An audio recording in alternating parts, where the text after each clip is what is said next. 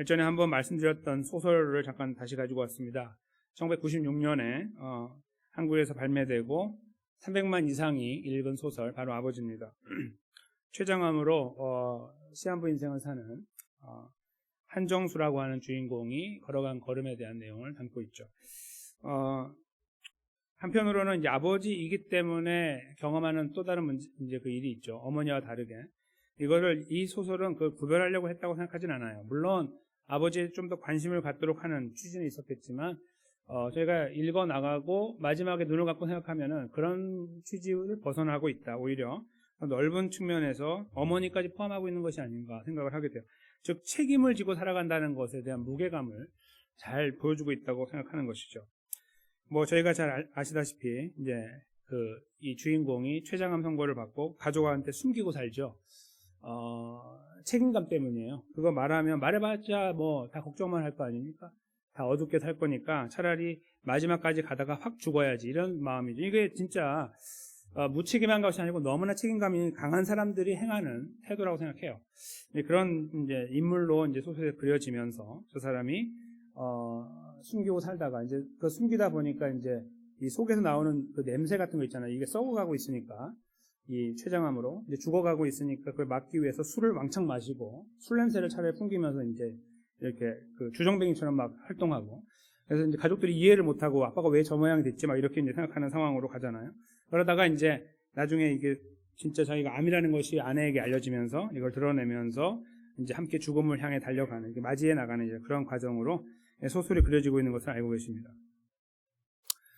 아버지가 나중에 이제 그 세상을 떠난 다음에 이제 이 소설에 다루지 않고 있지만, 저희가 생각하는, 소설을 끝내고 나서 생각하는 부분이 있어요. 이제 만약에 어머니라고 하면 많이 생각하실 겁니다. 그게 뭘까요?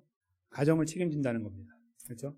아버지가 못다한 책임은 이제 어머니가 메고 가는 거죠. 만약에 이 소설의 후속작이 나온다면, 어머니로 나와서 그 내용을 다룬다면 저희들 심금을 울릴 거예요. 300만이 아니라 더 많은 사람들이 읽을 수도 있습니다. 그냥 그 사랑 자체가 고귀한 것도 있지만 그 무게감, 삶의 무게감이죠. 이제 바깥 양반이 벌어왔던 돈을 이제 내가 벌어야 되고 내가 아이들을 케어해야 된다, 이 어떤 사명감 때문에 몰려오는 무게일 것이죠. 저희는 그런 것들을 이렇게 생각하게 되는데 이유가 있어요. 그게 뭐냐면 그 책임이라는 것은 위에서 내려온다는 거죠. 그러니까 아버지가 없으면 어머니, 어머니가 없으면 장남, 장녀, 이런 거 그냥 제가 말씀 안 드려도 쭉 이렇게 흘러가요. 이렇게 흐름이. 그래서 제가 장녀였는데 부모님이 안 계셨습니다. 이렇게 되면은 저희 생각하기는 고생을 굉장히 많이 하고 자기는 희생하고 살았고 자기는 교육받지 않고 돈 벌었고 동생들 공부시켰고, 이게 그냥 쫙 이렇게 나오죠. 머릿속에 쫙 흘러가요. 물론 그렇게 하지 않는 분도 있고 그냥 자기 이기적으로 살아가는 분도 계시겠지만, 보편적인 생각에서는 이 책임감이라는 것이 위에서 아래로 흘러온다라고 생각하게 돼 있습니다. 그렇죠? 어머니 주일, 또 어버이 주일, 어머니 날이라고 하는 오늘, 저희는 이제 어쩌면 이 세상에 계시지 않는 우리들의 부모님에 대한 생각을 떠올려 볼 수 있는 그런 날일 수 있고, 그 무게감 때문에 이렇게 사람들을 만나는 것도 힘들 수 있고 그런 분도 계실 겁니다. 그러나 또 이제 어떤 분들은 아직 살아계신 부모님에 대한 생각들, 어떻게 하든 내가 더 효도를 해야겠다는 생각들을 하시는 분도 계시겠죠. 다 다양하게 전부 다른 상황 속에 저희가 있는 와중에 이 말씀은 저희들에게 먼저 가족에 대한 생각을 한번 다시 할 수 있는 기회를 줍니다. 이제 제목에 표현하고 있는 것처럼 하나일 수 없었을 것이다 라는 표현입니다. 이 표현의 진짜 의미는 그런데 하나다, 그런 말이죠. 담겨 있는 거예요. 하나일 수 없었을 것이다 라는 말은 지금은 하나다, 그런 말인데, 어떤 의미에서 이 제목의 말씀이 오늘 이 본문 속에 주어지고 있는지 저희가 먼저 살펴보려고 합니다. 살펴보는 가운데 가족에 대한 생각들을 잠깐 짚어보고, 이어서 우리 부모와 또 그 영혼의 아버지 되시는 하나님 아버지에 대한 생각을 잠시 나누는 가운데 위로를 받고 새 힘을 얻게 되는 그런 시간을 소망합니다. 그런 가운데 함께 나가기 위해 말씀으로 잠깐 들어가겠습니다.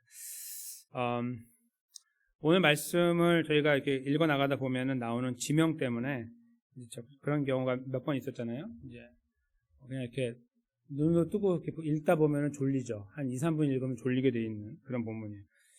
그래서 제가 이제, 지도가 있는지 모르겠는데요. 제가 이제 원래 지도를 여기 있군요. 네.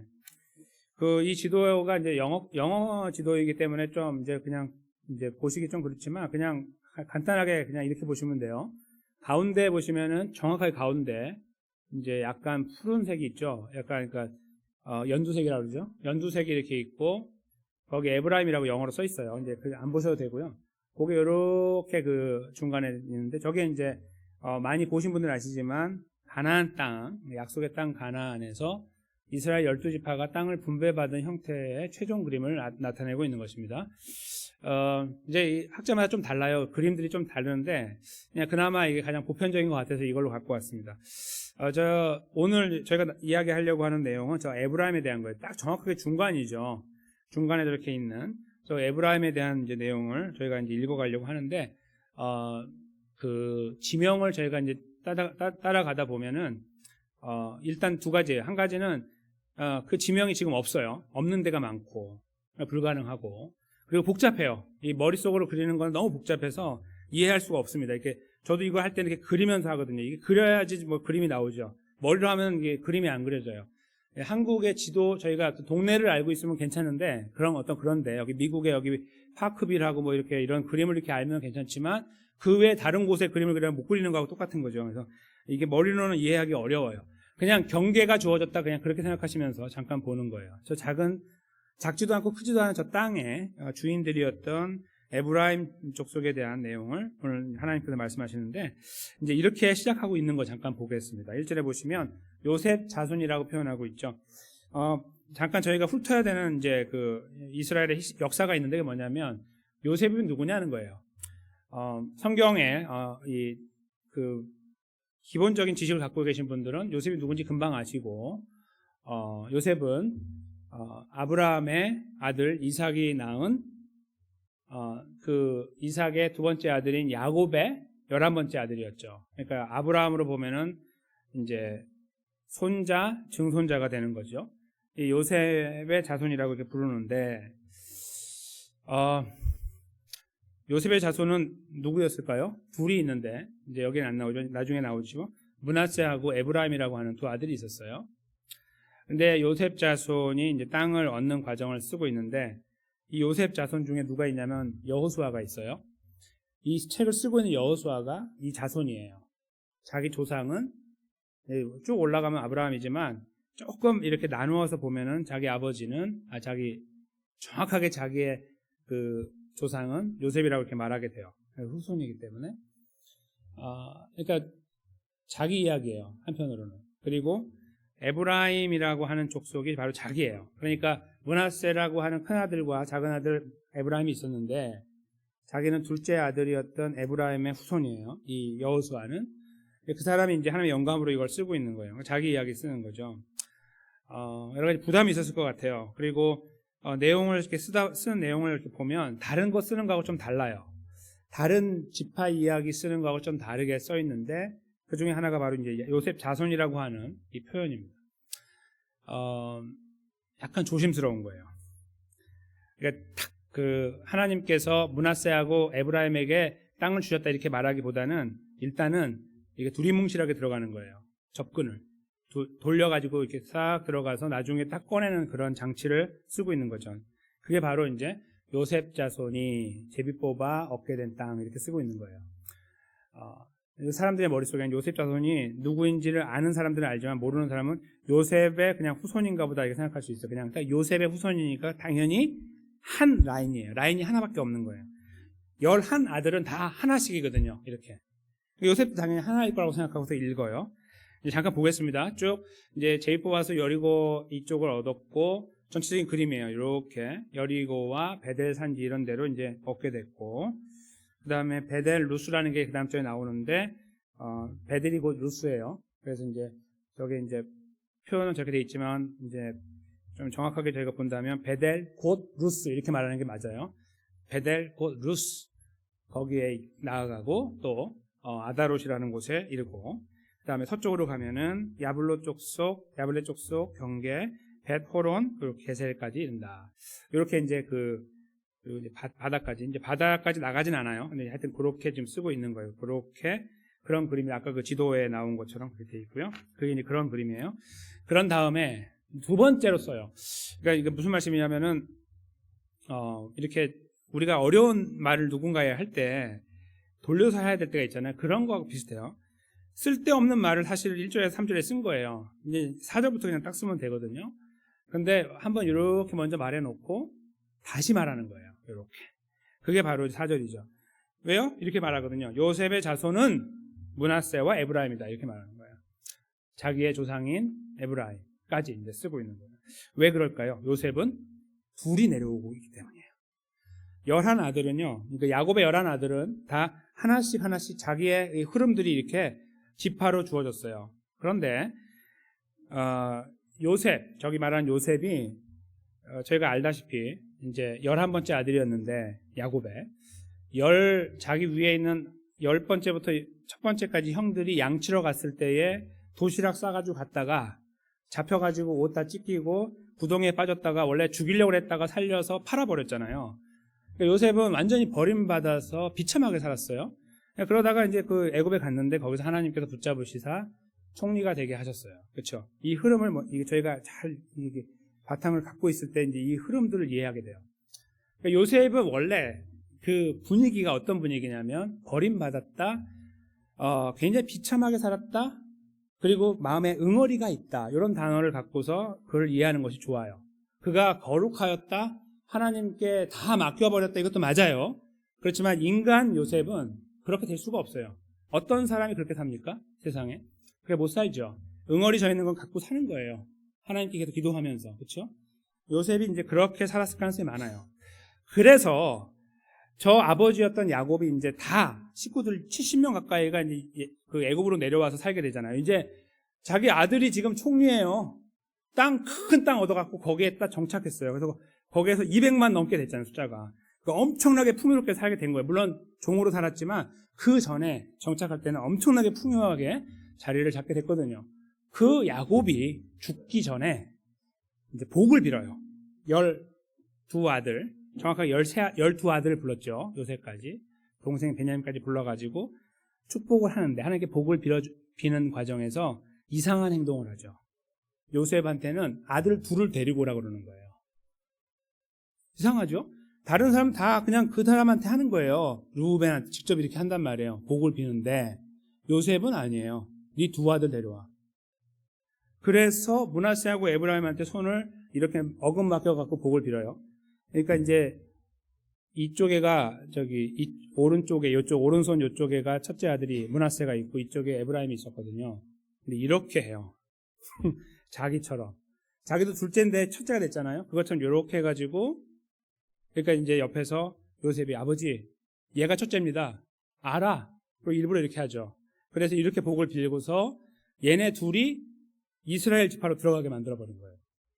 변칙을 한 거예요. 그러니까 그 순간부터 지파가 13개가 돼버리는 거예요. 아주 전체적인 근본적인 변화를 이루어버린 거예요. 그 상황에서. 그 흐름을 이제 이해한다고 먼저 보시고요. 또 하나가 있어요.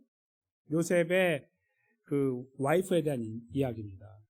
요셉이 이제 애굽에 내려갔는데 결혼을 해야 될 거 아니에요? 근데 그 지역 애굽에 사는 제사장의 딸하고 결혼을 하거든요. 그럼 일단은 이제 여러 가지 그 지역 자체가 비슷하다고 해도 아시다시피 지금 현재 이집트 사람의 얼굴하고요, 유대인 얼굴하고 달라요. 색깔도 다르고 문화도 다르고. 아시겠죠? 다른 환경에서 요셉이 살다 보니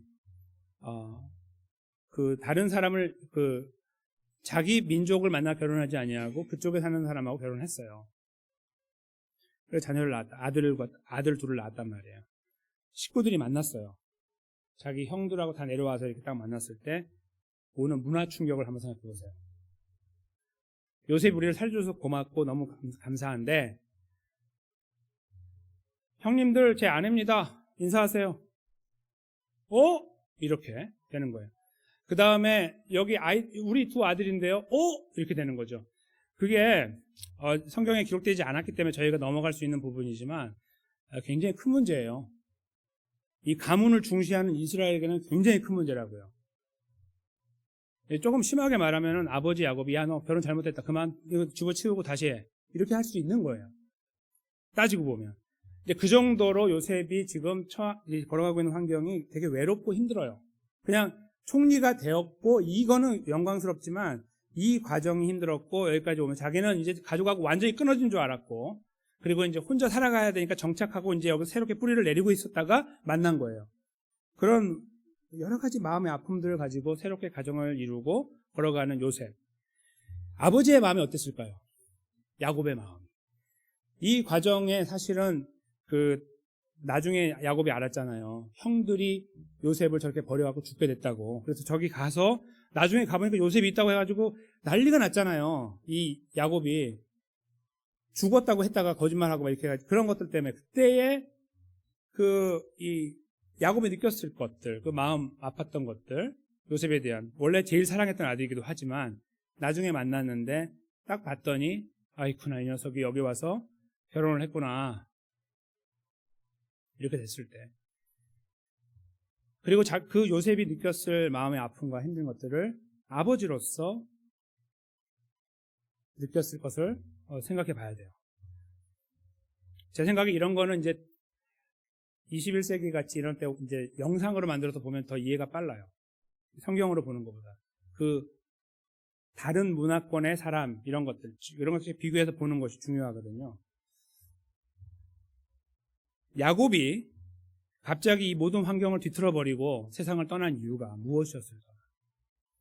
왜 그는 갑자기 둘을 데리고 오라고 하더니 전체적인 분위기를 다 흐트러버리고 거기 11 아들은 이 요셉을 바라보면서 좋아할 수도 있지만 아니 이게 뭐지?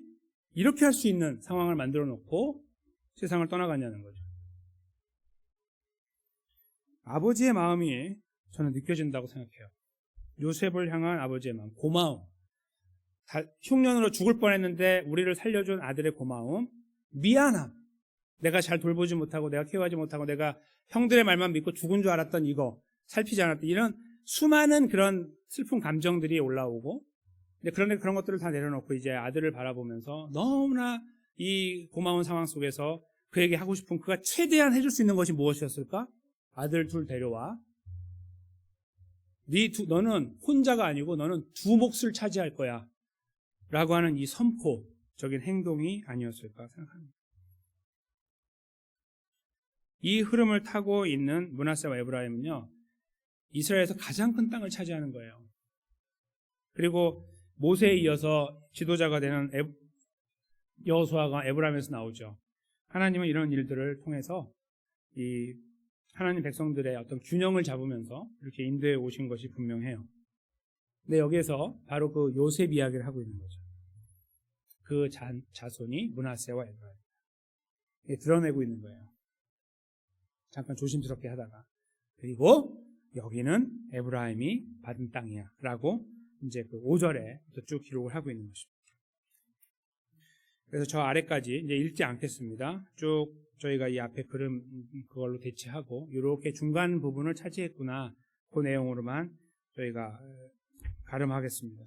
근데 제가 여기서 이제 집중하려고 하는데 이제 8절까지 마치고 9절인데요. 9절에 보시면 굉장히 독특한 내용이 들어져 있어요. 이거 오직 여기에만 기록되어 있어요. 이게 뭐냐면 이 땅을 이제 분배할 때 보면은 하나님께서 땅을 이렇게 분배하게 하실 때에 그 땅을 넘어가지 못하도록 해요. 제가 2개월 전쯤 그 말씀을 나눌 때 기억하실 거예요. 아주 세밀하게 해가지고 힘이 센 지파가 작은 지파 건들지 못하게 했잖아요. 넘어가지 못하게. 그거 기억하시죠? 하나님은 그걸 다 지키도록 이렇게 만들어 놓으셨어요. 근데 여기 8절, 9절에 보시면요. 이상한 현상이 발생하죠. 그 외에 지금 여기 땅 이렇게 차지한 거 말고요. 아까 그 중간에 가운데 이렇게 있는 거 말고 므낫세 자손의 기업 중에서 에브라임 자손을 위하여 구분한 모든 성읍과 그 마을들도 있었더라. 이렇게 기록되었어요. 이게 무슨 말씀일까요? 므낫세는 이 요단강 동편에도 엄청나게 큰 땅 갖고 있고 서편에도 커요, 땅이. 근데 이 므낫세가 차지한 여기에서 사실은 숫자로 따지면 그게 너무 많이 갖고 있는 거예요.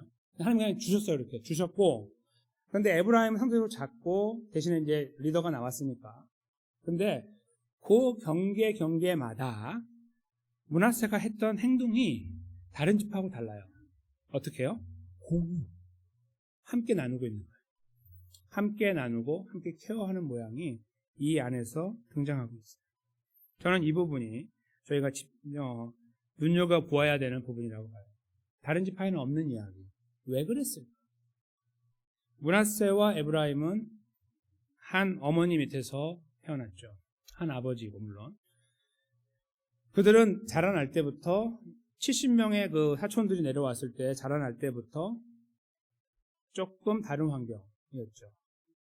태생도 그랬지만 그 흐름을 계속 이 분위기가 있잖아요. 분위기를 이어가면서 이제 후손들이 400년, 500년 지난 거예요. 이렇게.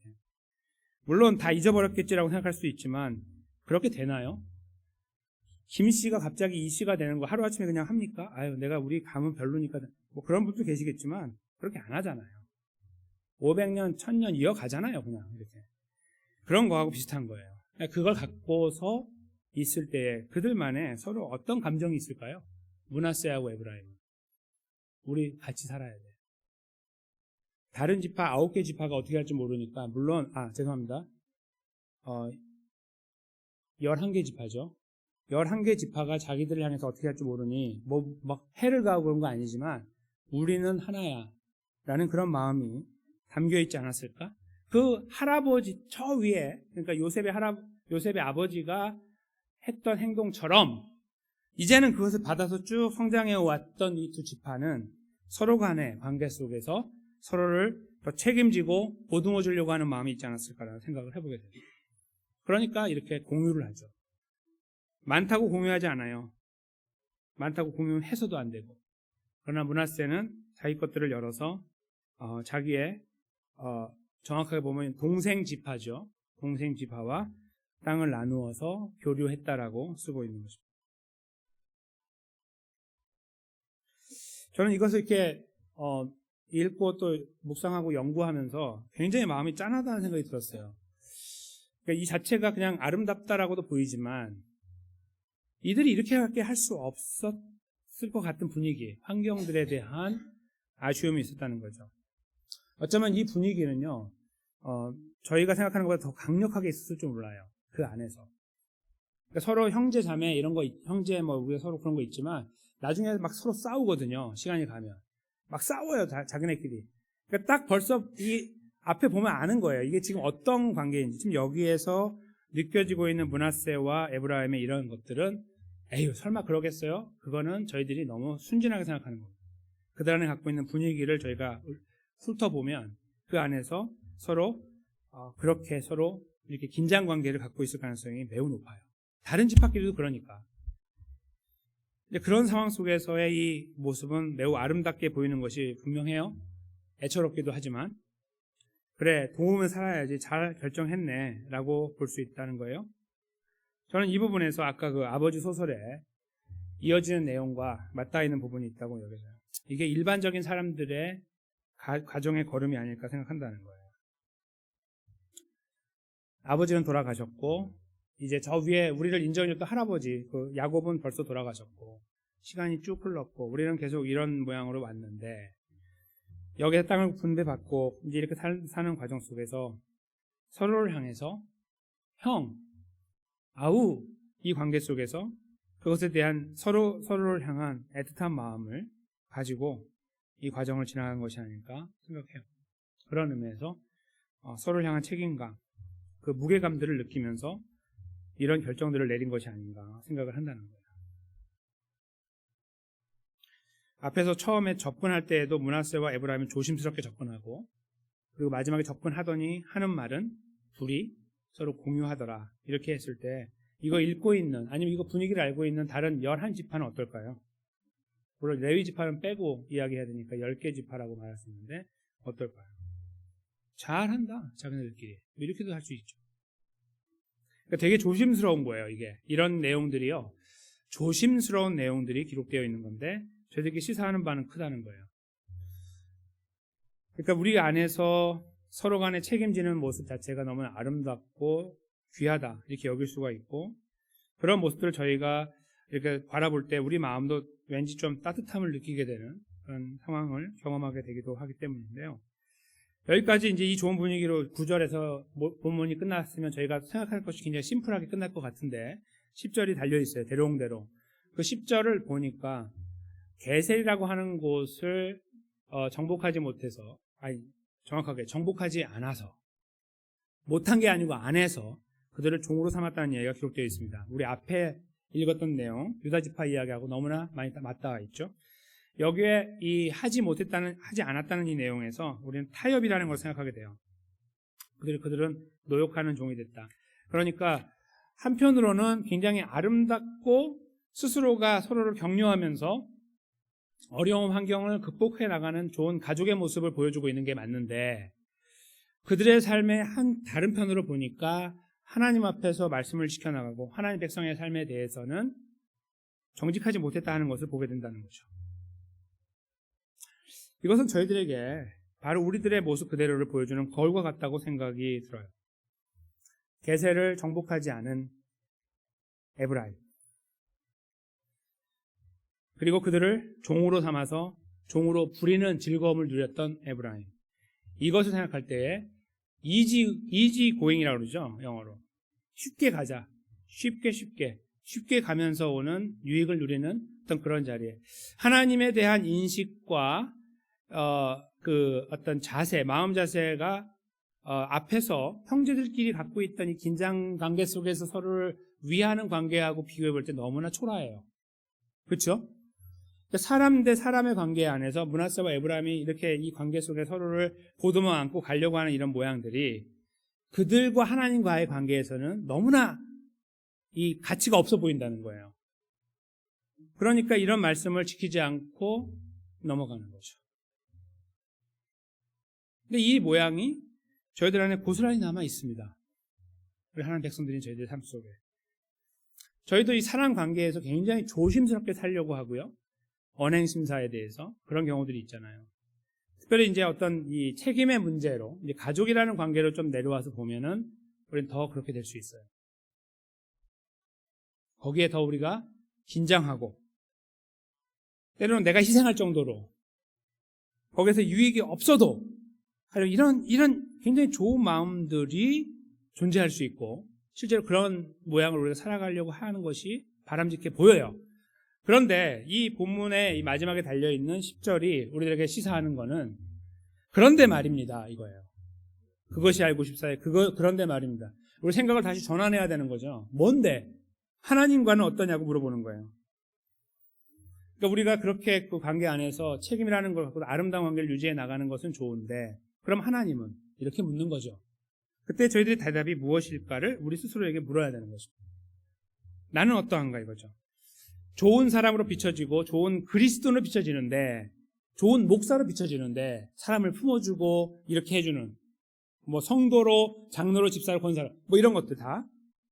근데 정작 하나님과의 이렇게 1대1 관계 속에서는 멍하니 그 블라인드 스팟처럼 여기 전혀 보이지 않는 것처럼 여기 덮어버리고 넘어가고 있는 그런 모양들로 삶이 이루어지고 있는 것이 아닌가라는 것을 물어야 된다는 거죠.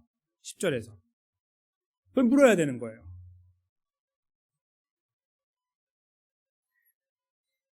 어쩌면 저희는 첫 번째 관계에서는 이 책임, 누구나 상식적으로 생각하는 무겁지만 가지고 가야 되는 어떤 책임이라는 것 쭉 그 이야기 속에서, 앞에 이야기 속에서 흘러왔던 이런 내용들처럼 이들이 보여주는 것처럼 우리는 그 삶에 더 무게를 두고 살아가고 있는지 몰라요. 하나님은 미안하지만 약간 옆으로 치워놓고 있는지 모른다는 겁니다. 우리가 물어야 되는 질문이에요. 저뿐만 아니라 우리 모두가 하나님 앞에 물어야 됩니다. 하나님 저는 어떠하죠? 근데 우리가 묻는 순간에 알아요. 우리가 알아요. 깊이 생각하지 않아도 어떠한 마음으로 살아가고 있는지, 하나님 어떻게 대하고 있는지, 어떻게 여기고 있는지, 어쩌면 사람보다 못하게 대하고 있을 가능성이 매우 크죠. 매우 커요. 사람들로부터는 핀잔을 받거나 조롱을 받을 수 있다는 이유 때문에 더 조심할 수 있고, 하나님은 당장 그것을 내가 경험하지 않으니 대충 넘어가면서 가는 거죠. 어느 순간 한번 이렇게 모아가지고 한 번씩 회개하고 가면 정리가 되는 것처럼 이렇게. 그럴 가능성도 저희 안에 존재합니다. 여러분은 어떠신가요? 저는 저에게 묻고 있습니다. 이런 질문들을 이 가족을 생각하는 이날 저희가 왜 해야 하는가 물어봅니다. 그것은요,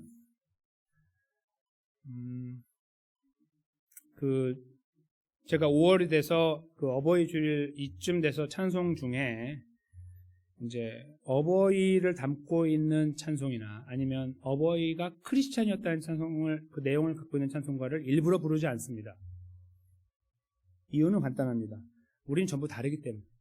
어떤 분은 부모님이 크리스찬 아닌데 일대 크리스찬이 되신 분이 계시고, 그렇죠? 그래서 어머니의 찬송가를 들어보지 못하고 여기까지 오신 분이 계십니다. 그리고 그분은 예수 믿지 않고 세상을 떠난 분도 계시고, 어떤 분들은 몇 대 크리스찬이셔서 그냥 거기에 흘러가고 있는 분도 계실 수 있어요. 어떤 것이 잘 됐다 잘못됐다가 아니라 전부 다르다는 거죠. 너무 다른 저희들이 한 자리에 모여 있습니다. 저는 행여나 우리가 부르는 찬송이 상대방에게 상처가 되지 않기 원합니다. 한 사람은 마음껏 목 놓아 부르며 그래 나는 이렇게 했어, 나는 복돼 이렇게 외치고 있는데 한쪽에서는 눈물 흘리면서 가슴을 쥐어짜고 있을 수 있지 않습니까? 그런 것보다 우리가 서로를 더 돌아볼 수 있는 마음의 자세가 필요하기 때문입니다. 왜냐하면 우리는 하나가 될 수 없는 존재였는데 하나가 되었기 때문입니다. 어떻게 해요? 우리를 위해 십자가에 돌아가신 예수 그리스도 때문입니다. 우리가 예수님을 우리의 구원자로 고백하는 순간에 우리에게 새로운 변화가 일어나는데, 그것이 뭐냐면요, 우리에게 아버지가 주어지는 거예요. 아버지. 우리에게는 공통의 아버지가 있어요. 저는 아버지가 돌아가셨습니다. 상관없습니다. 우리 하나님 아버지가 있으니까. 우리에겐 똑같은 아버지가 계시는 거예요. 요한일서 2장 23절인데요. 제가 읽어드릴게요. 앞에 화면에도 나와 있습니다. 아들을 부인하는 자에게는 또한 아버지가 없으되 아들을 시인하는 자에게는 아버지도 있느니라. 아멘. 예수 그리스도를 나의 구원자로 고백하는 자, 하나님이 자연스럽게 붙어서 우리 아버지가 되시는 거예요. 하나님을 따로 고백해야 되는 게 아니라 예수 그리스도의 십자가 부활로 인한 구원을 감사함으로 받는 자에게 하나님은 자연스럽게 아버지가 되시는 거예요. 어떠한 시츄에이션 상관없습니다. 이 선포 위에 우리가 서 있습니다. 그래서 우리가 예수의 십자가로 인하여 하나가 됐다는 것도 맞지만, 그래서 이루어진 사실 위에 우리가 서 있는데, 그것은 하나님 아버지가 우리 모두의 아버지라는 거예요. 이 사람만 아니라 저 사람만 아니라 나에게도 아버지예요. 그 아버지가 되시는 하나님 아버지께서 우리를 자녀로 불러주시죠. 아들로 딸로 불러주시고 우리의 걸음을 책임지고 계십니다. 우리가 책임 이야기를 해왔죠. 무게를 이야기해왔습니다. 가정 안에서 그 관계의 흐름은 쭉 이어집니다. 근데 그것은 어떤 경우는 그렇고 어떤 경우는 그렇지 않아요. 어머니가 굉장히 이기적이면 다 버리고 떠나잖아요. 아버지 돌아가시면 어머니가 애들 다 버리고 떠나는 집도 있잖아요. 세상에. 천편일률적으로 똑같습니까? 그렇지 않아요. 다 달라요. 별의별 일이 다 일어나죠. 거기에서 우리가 책임감을 약간 냄새는 맡고 맛을 볼 수 있지만 진짜는 경험하지 못합니다. 누구나 똑같이 경험한다고 말할 수 없어요. 전부 다르기 때문에. 그러나 한 곳에서 경험하는 거예요. 우리 하나님 아버지 앞에서. 그래서 하나님이 공평하신 거죠. 우리는 한 하나님을 모시고 살아요. 우리에게 은혜를 주시고 사랑을 베푸시고 오래 참으신 하나님 아버지께서 함께하고 계시기 때문에 우리에게 위로와 격려가 소망이 되는 것이죠. 그런 말씀 위에 우리가 서 있을 때 우리는 아까 잠깐 그 가족이라는 단어를 떠올려 봤는데, 영적인 가족이라는 단어를 떠올리게 돼요. 자연스럽게. 바로 이 다음 구절인데요. 에베소서죠. 네, 4장 4절에서 5절 말씀인데요. 한 목소리를 읽어보도록 하겠습니다. 몸이 하나요 성령도 한 분이시니 이와 같이 너희가 부르심의 한 소망 안에서 부르심을 받았느니라. 주도 한 분이시요 믿음도 하나요 세례도 하나요. 아멘. 네. 우리의 하나님의 하나됨에 대하여 강조하고 있어요. 이유는요, 우리가 뭐 마음을 다잡고 뭐 직분자가 돼가지고 참아내고 이렇게 해서 가는 게 아니에요. 절대로 아니에요. 그건 하루아침에 바람 훅 불면 다 날아가 버립니다. 아무것도 아니에요. 너무너무 실망스러워요. 그건 절대로 아니고요. 딱 하나예요. 여기 하나 되시는 성삼위 하나님, 아버지 하나님, 아들 예수님, 성령님, 성령 하나님, 이 세 분의 하나 되심 안에서 우리는 하나됨이라는 것을 이야기할 수 있어요. 그래서 우리가 하나됨을 이야기해야 되는 존재가 됐다는 것이죠. 그러니까 우리가 하고 싶어서가 아니고요. 우리가 하나님을 아버지로 부를 수 있다는 특권을 받은 그 사실 자체가 우리들에게 주는 메시지가 뭐냐면 아버지가 하나라는 거예요. 얘도 아버지라고 부르고 나도 아버지라고 부르잖아요. 하나님이 우리 아버지잖아요. 그래서 우리가 서로 가족인 거예요.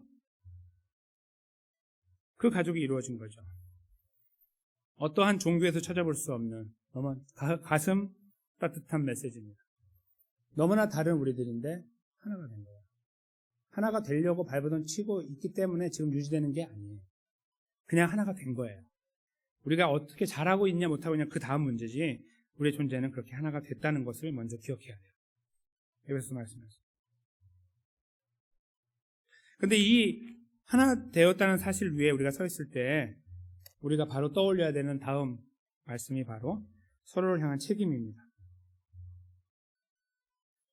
아까 가족을 잠깐 살펴봤을 때 다 책임을 지는 거 상식적으로 받아들였잖아요. 그래서 소설에서도 그랬고 우리가 확장한다면 우리 개인의 이야기나 주변 이야기에서도 우리가 충분히 찾아볼 수 있는 이야기로 그렇게 생각할 수 있었다고 했는데 그렇다면 우리가 영적인 원 패밀리, 한 가족이라고 할 때 우리에게 남겨지는 여운이 무엇일까요? 우리가 서로 가족이라고 하면 아까 므낫세하고 에브라임이 챙긴 것처럼 우리가 서로 챙기며 살아가고 있냐는 말씀. 서로 우리가 케어하며 살아가고 있느냐에 대한 내용. 근데 그 근거가요.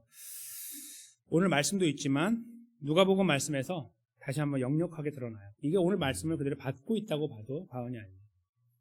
너희 아버지의 자비로우심 같이 너희도 자비로운 자가 되라. 본문에서 보여주고 있는 잘못된 부분, 10절에서 담겨있는 대롱대롱 매달려 있는 이 잘못된 거, 그것이 저희들에게 굉장히 부담을 줬던 건 사실이지만 우리를 잘 보여주고 있는 말씀이라고 제가 말씀드린 것처럼 우리 현실을 드러내고 있어요. 그런데 그들이 다 망했습니까? 그래서 에브라임 망했냐고요. 저렇게 하니까 안 망했잖아요. 안 죽였어요. 하나님 불쌍히 여기셨죠. 마음 아파하시고 때리실지언정 결코 버리지 않아요. 이걸 우리는 자비하심이라고 그러죠. 예수님의 입을 통해서 그 아버지는 자비로우시다. 너희의 하늘 아버지는 자비로우시니 너희도 그 자비로우심을 본받아 자비로운 자가 되어라. 이걸 저희가 책임이라는 단어로 바꿔 부른다면 하나님이 너희를 책임지고 계시니 너희도 책임지는 자가 되어라. 그런 말이죠. 누구를 향해서요? 당연히 우리 가족을 향해서죠. 근데 사랑하는 사람들을 위해서. 그러나 오히려 우리가 한꺼풀 더 벗겨서 보면 영적인 가족인 교회 안의 식구들을 말하기도 합니다. 왜냐하면 어떤 분은 가족이 안 계시거든요. 어떤 분은 굉장히 소가족이시거든요. 그러니까 가족이 많으신 분들이 그렇구나라고 하지만 그렇지 않을 수도 있거든요. 우리가 그 모든 것들을 포괄한다면 시선이 교회로 모여지게 돼 있는 거예요. 하나님 백성들에게로. 제가 가족을 무시하고 교회가 더 중요합니다. 그 말씀 드리는 게 아니라 그렇게 흘러간다는 거예요. 우리가 가족이라는 단어를 떠올리면 그렇게 해야 된다는 거예요. 자연스럽게. 그래서 저희가 가족을 위해서 우리 교회 식구들을 위해 기도하잖아요. 연약하신 분들을 위해 기도하고. 왜 기도합니까? 우리가 복 받으려고요? 아니요. 그냥 그런 마음이 쓰이잖아요. 사랑스러운 마음이. 왜요? 우리가 하나이니까. 한 가족이니까. 아버지가 하나이니까. 두 아버지가 아니고 한 아버지니까. 바로 그렇게 간다는 거예요. 근데 그 근저에는 우리가 그렇게 하면 복을 더 받고 잘 되니까 그런 것들이 아니라 하나님께서 우리에게 그렇게 하셨기 때문이라는 말씀입니다. 그래서 우리가 그 자리를 꿈꿔야 돼요. 근데 그 걸음에 이제 가족이라는 단어를 저희가 떠올리고 이제 한번 잠깐 이렇게 조금 좁혀보면요. 오늘 어머니 날, 마더스 데이이기도 하고 또 우리 한국식으로는 어버이 주일이므로 이제 좋건 싫건 우리가 한 번쯤은 선조들을 생각해 봐야 돼요. 그렇죠? 우리들의 관계를 한번 생각해 봐야 됩니다. 이제 이미 소천하셔서 이 땅에 안 계신 분들이 많으시잖아요. 그런 분들은 좀 다른 이야기처럼 보이지만 적어도 이제 저희 이 땅에 아직 머물고 계시는 분들을 이제 소유하고 계시는 분들은 깊이 돌아봐야 됩니다. 혹시 그 관계 안에 조건적인 게 있습니까? 다른 형제들과 자매들과의 어떤 그 텐션들이 있습니까? 알력? 무슨 보여지는 무슨 유익 때문에 그 조심스럽고 뭔가 그런 거 있습니까? 오늘 본문에서 저희가 헤아려야 되는 것은 무엇일까요? 그런 것들 다 집어치우라는 거죠. 다 집어치우라는 거예요. 만약에 그거 집어치워서 내가 손해를 보면 오케이, 손해를 보라 이거죠. 므낫세와 에브라임이 주변을 보지 않고 눈치 보지 않고 케어한 것처럼 말이에요. 어떠한 비난의 화살이 달려와도 날아와도 견디어내며 서로 케어를 했던 그런 마음 말이에요.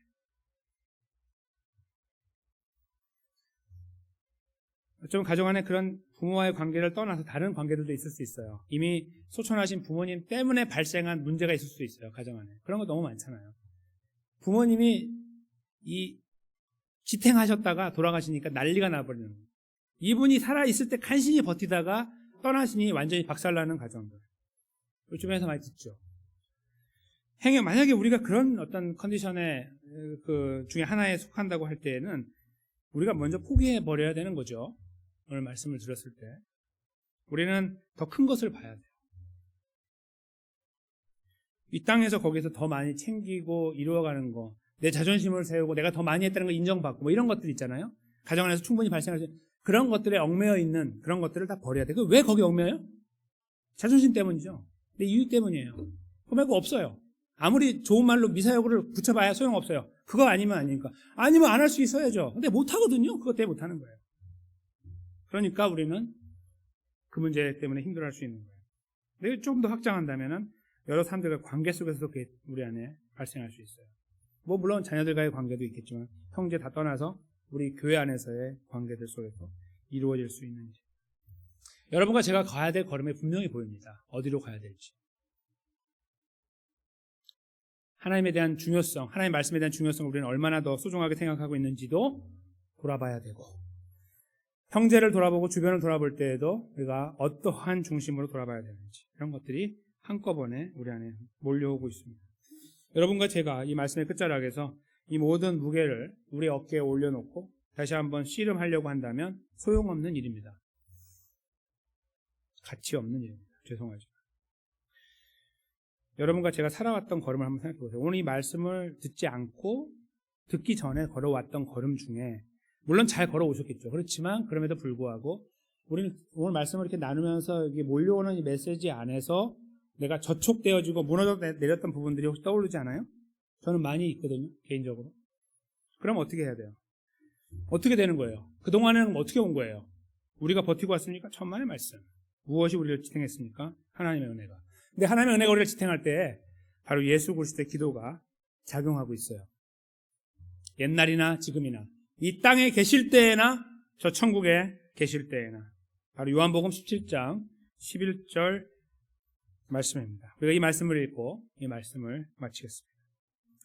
나는 세상에 함께 있습니다. 더 있지 아니하오나 그들은 세상에 있사옵고 나는 아버지께로 가옵나니 거룩하신 아버지여 내게 주신 아버지의 이름으로 그들을 보존하사 우리와 같이 그들도 하나가 되게 하옵소서. 아멘. 이 기도 때문이에요. 여전히 우리를 위해 중보하시는 참된 중보자 예수 그리스도께서 하나님 우편에서 이 기도를 하고 계시기 때문입니다. 우리가 버텨온 게 아니에요. 우리의 노력이 아니라고요. 우리가 그만큼 희생했기 때문이 아니라고요. 우리는 그렇게 완벽하게 살지 않았기 때문이에요. 그러나 우리를 완벽하게 붙잡고 계시는 우리의 구원자 예수 그리스도께서 우리가 하나됨을 선포하셨고 그 하나됨을 지키도록 은혜를 베풀어 달라고 하나님 아버지께 간구하고 계시기 때문이란 말입니다. 그럼 우리에게 소망이 있습니다. 만약에 저와 여러분의 결심과 결정에 소망이 달려있다고 보세요. 그것처럼 의미 없는 일이 없습니다. 확 넘어지고 오늘 내일 버틸까 두렵습니다. 그렇죠? 며칠 못 가는 그런 거 우리 필요 없어요. 그거보다 예수님이 지금 하신 저 기도에 골몰이 생각을 모아 나가는 것이 훨씬 유익합니다. 야, 이렇게 기도하셨구나. 이렇게 기도하셨구나. 지금도 이렇게 기도하시는구나. 그러니 우리 가족 안에서 하나됨을 이루는 거, 형제들과 이런 관계들, 교회라는 이 믿음 공동체 안에서의 관계에서 하나됨을 이루어 나가는 것이, 케어하는 것이, 말씀을 따라가는 것이 얼마나 중요한 것인지를 저 말씀 속에서 헤아리는 거죠. 그 안에서 하나님이 주시는 위로와 격려, 소망들이 다시 한번 여기 계신 하나님의 백성들 모두에게 충만하게 임하게 되시기를 예수님의 이름으로 간절히 축원합니다.